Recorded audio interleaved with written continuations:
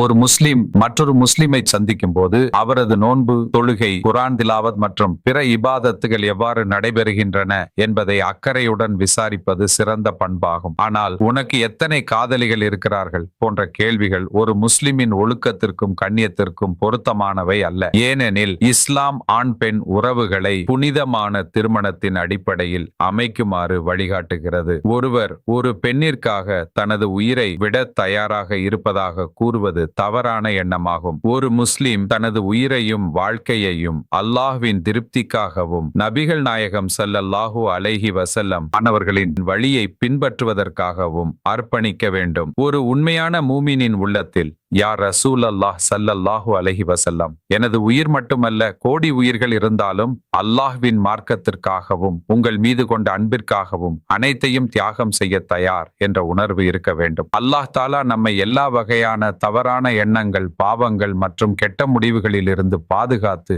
ஈமான் மற்றும் நல்லொழுக்கத்துடன் வாழவும் மரணிக்கவும் அருள் புரிவானாக. ஆமீன்.